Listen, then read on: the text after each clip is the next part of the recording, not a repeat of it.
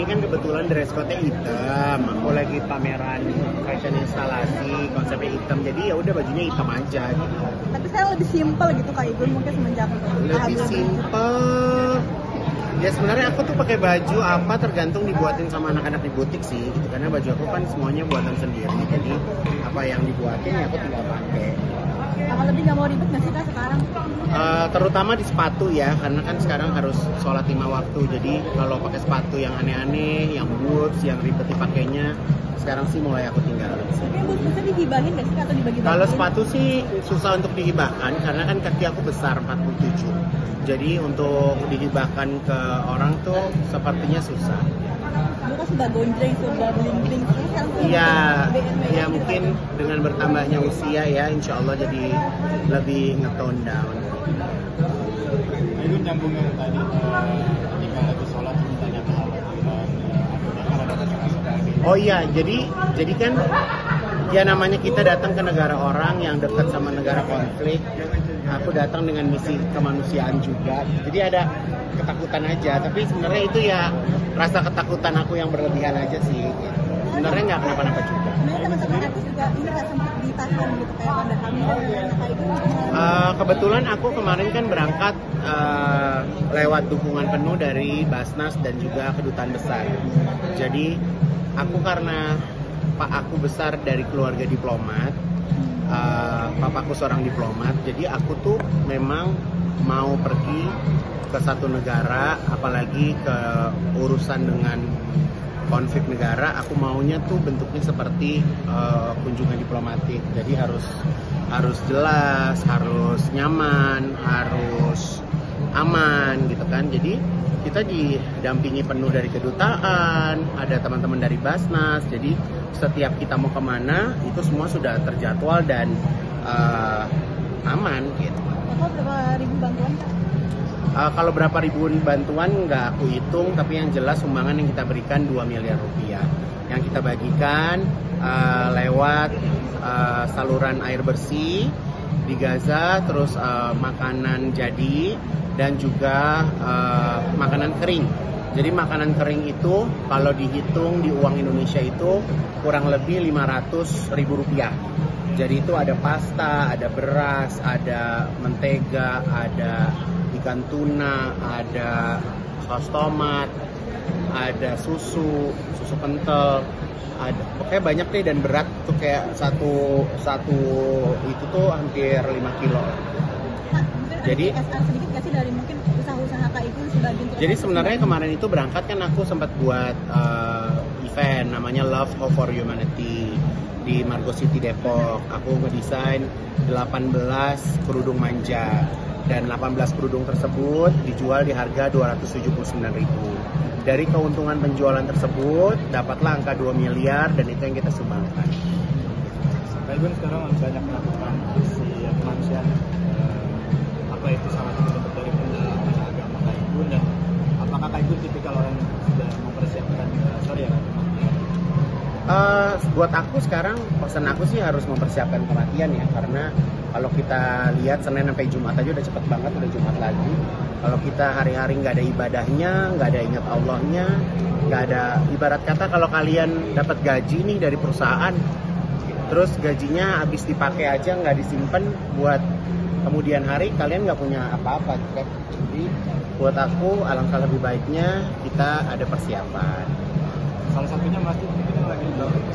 Masjid sekarang lagi dibangun di Pondok Cabe, alhamdulillah udah masuk 30%, sudah terlihat lantai 1, bulan depan naik lantai 2, insya Allah Ramadan udah bisa dipergunakan.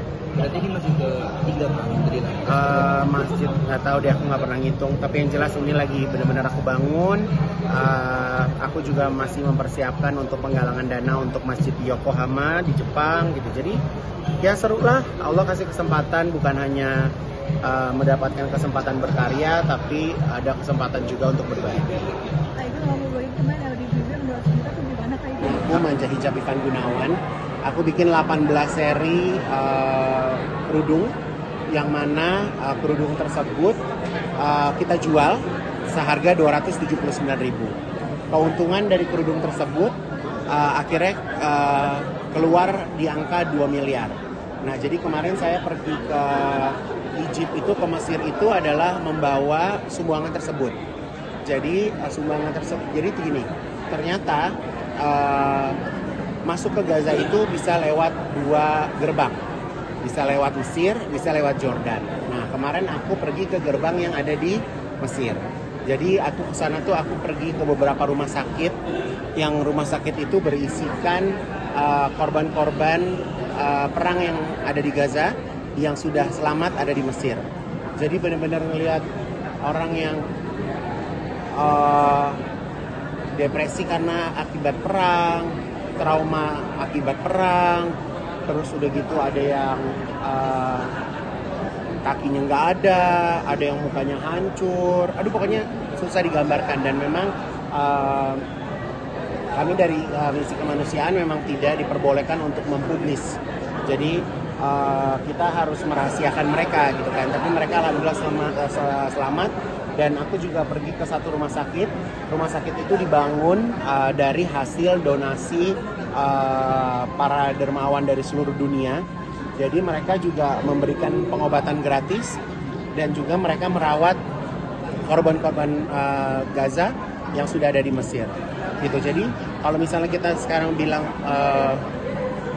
peduli tentang Gaza, sebenarnya orang-orang yang udah keluar dari Gaza itu juga harus diperhatikan. Jadi kemarin tuh kita sempat ke sana. Dan aku juga kemarin ke gudang makanan tempat Basnas mempersiapkan bahan makanan tersebut. Jadi bahan makanannya itu cukup lengkap dan sangat rapi kemasannya, sehingga mau dikirim lewat udara, laut, darat, insya Allah awet dalam kurun waktu 1 bulan. Dan kemasannya itu juga rapi banget, jadi mau dijatuhin, diapain segala macam tuh boxnya bagus banget gitu. Jadi sempat packing bareng mereka, terus ngeliat gudangnya, ngerasain kita yang nggak ada di Gaza aja bisa ngerasain kayak perjuangan mempersiapkan buat nolong orang lewat jalur kemanusiaan tuh caranya tuh begitu ya gitu. Jadi bener-bener dapet pengalaman yang buat aku cukup nggak bisa aku lupain sih. Meski nggak dipublish Kak Igun, tapi interaksi nggak sama korban dan seperti apa? Oh interaksi bener-bener interaksi. Jadi ya Allah, ketemu anak kecil yang tangannya udah nggak ada, kakinya nggak ada, ibu bapaknya nggak ada gitu. Jadi ya kita harus bersyukur ya hidup di Indonesia ya. Semua serba kecukupan, semua serba seneng gitu kan. Melihat mereka korban perang tuh kayak mereka nggak ada harapan gitu loh, kayak sedih banget ya gitu. Aku kayak datang ke satu kamar yang orang itu duduk bengong, nggak bisa diajak ngomong, tapi di belakangnya itu ada kayak foto-foto keluarga yang udah pernah nggak ada gitu. Jadi buat aku terima kasih banyak buat teman-teman yang udah support penggalangan dana donasi kemarin. Dan kenapa aku datang ke sana ikut langsung ngasih, karena aku ingin customer itu benar-benar yakin bahwa apa yang sudah mereka sumbangkan itu nyampe tepat pada sasaran. Aku tuh kemarin 3 hari di Egypt, 3 hari umroh, 3 hari di Dubai sekalian. Jadi kebetulan kemarin tuh aku ada 2 pilihan, aku disuruh naik kapal Hercules, tapi kayak nyali aku nggak cukup ya. Jadi aku nggak usah aneh-aneh ya. Aku udah parno sampai aku nggak mikirin kalau di sana ntar toto gua keroket atau apa tuh apa jadinya. Terus aku tuh sampai amit-amit ya, sampai ngelakuin sholat.